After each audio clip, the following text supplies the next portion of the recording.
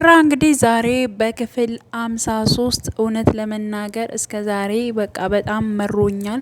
እስከ ዛሬም አንቺን የምንለማመጥበት ምንም አይነት ምክንያት የለኝም። በቃ ይሆናል ብዬ ለፍቻለሁ። ግን ደግሞ ከዚህ በፊት ላሳለፍናቸው በእኔና አንቺ ጉዳይ ላሉ ነገሮች ግን ምንም አይነት ነገር አልጠይቅሽም፣ በቃ አበቃለት በማለት እንግዲህ ጽናትን ብሏታል ማለት ነው። ስለዚህ የጽናትና የኪራ ፍቅር አለቀ ደቀቀ ብሏል ማለት ነው። ኪራ ሰላም ጤና ይስጥልኝ። እንዴት ናችሁ? ደህና ናችሁ? አማን ናችሁ? የኔ ያለው ፈጣሪ የተመሰገነ ይሁን ደህና ነኝ።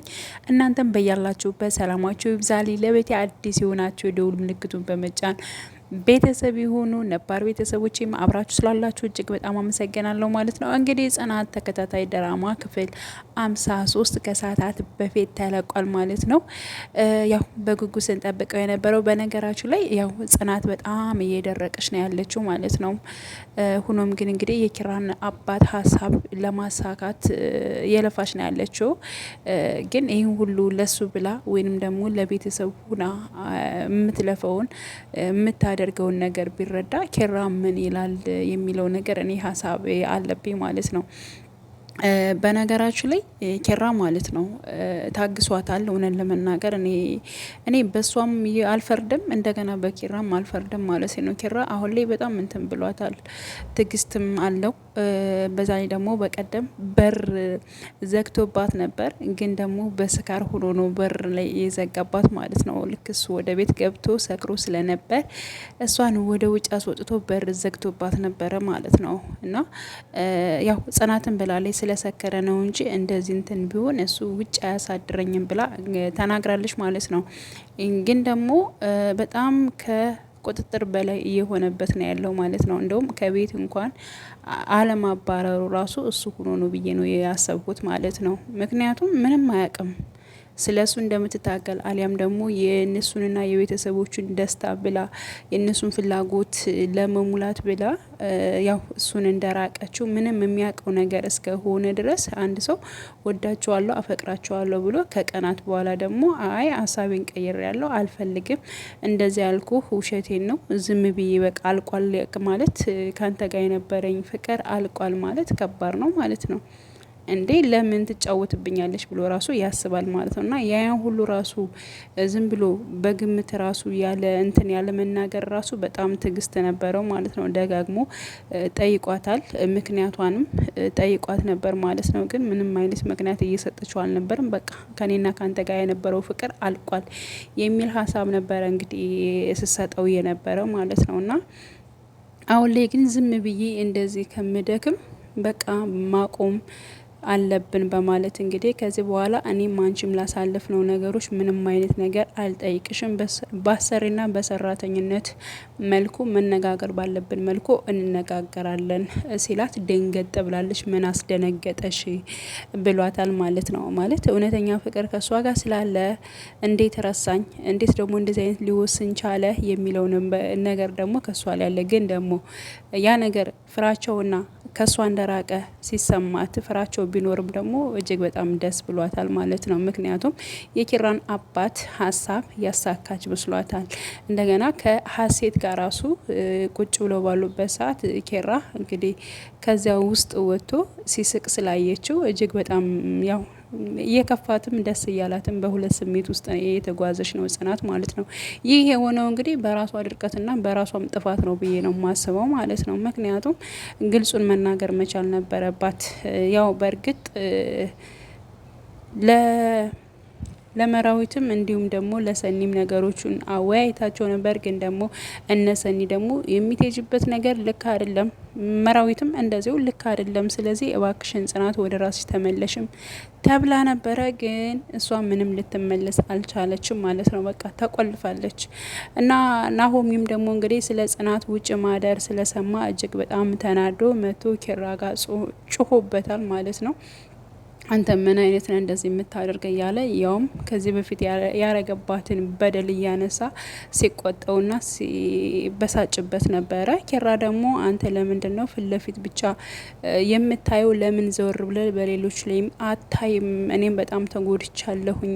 የምወደው የማፈቅረው ሰው ዝም ብሎ ከመሬት ተነስቶ አልፈልግም፣ አትመጥነኝም ሲል እንዴት ነው የሚሰማ? አንተ ምን ይመስላል? በቃ ተዋት፣ እሷ ካልፈለገች ተዋት የሚል ሀሳብ ነበረ ያው ናሆሚ የሰጠው ማለት ነው። ናሆሚ አንድ ሰው ካልወደደ ያው ዘወር ነው የሚለው ማለት ነው። አይታችሁ ከሆነ ምሩን ራሱ በትዕግስት ነው ያገኛት ማለት ነው። ምክንያቱም በቃ ከቀረብሽኝ ቅረቢኝ፣ ካልቀረብሽኝና ለኔ የማትሆኝ ከሆነ ደግሞ ካጠገቤ ራቂልኝ የሚል ሀሳብ ነበረ በመጨረሻ ሙስን ያለ ሀሳብ ለምሩ ያቀረበለት ማለት ነውና ምሩ ደግሞ ይህን ነገር ስላየች በቃ አሁን ላይ በጣም ደስ የሚል የፍቅር ጊዜ እያሳለፉ ይገኛሉ። ሌላው ደግሞ እንግዲህ ናሆሚ ለእናቱ ሊያስተዋውቃት ነው ምሩን ማለት ነው። ለቤተሰብ ሊያስተዋውቃት ነው። በቃ በይፋ ሊያደርጉት ነው እና ልክ እንደዛ ቆፍጠን በል ወንድ አይደለ ሆይ ምንድነው የሚባል ነገር እንግዲህ እያለ ነው ናሆሚ። ያው ኪራማ ትንሽ ይሽለጠለጣል በነገራችን ላይ ከፊትም ጀምሮ ማለት ነው። ለነገሮቹ ወሳኝና ኮስታራ መሆን ያስፈልጋል ማለት ነው። እና እንደዛ ብሎ ሲመክረው ነበረ። ጽናትም እንግዲህ በጣም ግራ ተጋብታ ነው ያለችው። ሌላው ደግሞ እንግዲህ የሀሴት ፍቅረኛ የነበረው ከነ ኪራ ቤት የገባው የኪራ ጓደኛ ማለት ነው። እና ጽናትን በጣም እንትን ብሏታል።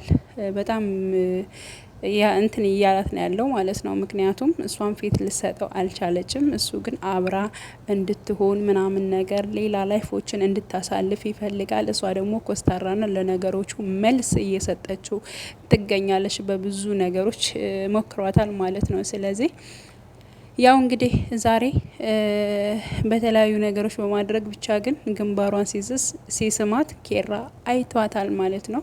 ኬራ አይቷል። እንዳጋጣሚ ድርስ አለ። በነገራቸው ላይ ያልደረሰ ሲስማት ድርስ አለ ማለት ነው። እሷም ገፍትራ ውጣልኝ ስትለው ያው እንግዲህ ያለ ፍላጎቷ መሆኗል በእርግጥ ያየ ይመስለኛል።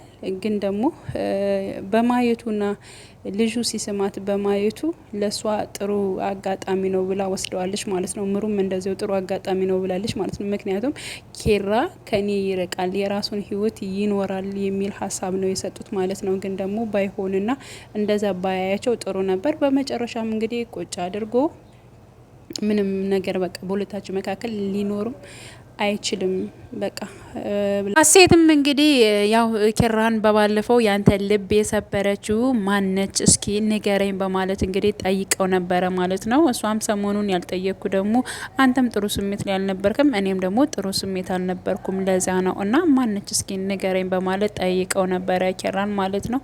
አሁን ከዚያ ውስጥ ለመውጣት እያሰብኩ ነው። እኔ ስለዚያ ማሰብ አልፈልግም። በቃ ብችል ግን ከዚያ ውስጥ እንድታወጪ ነው እንጂ የምፈልገው ነገሮችን እያብሰለሰልኩ ወደ ኋላ መመለስን አልፈልግም ብሏል ሀሴት ማለት ነው።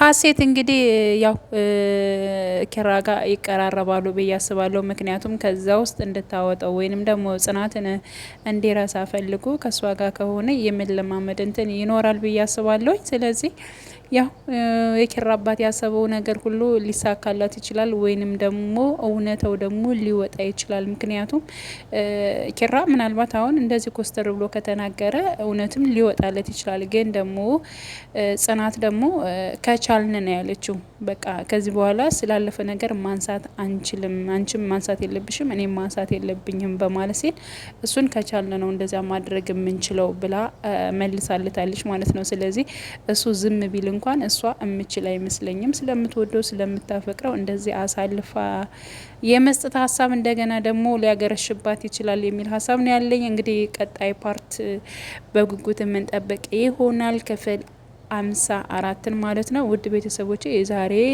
ቪዲዮ ይሄንን ይመስላል። እንግዲህ ድምፄ በጣም ቀንሽ ነው እያረኩ ያለው ዛሬ ብዙም እንትን አይደለም።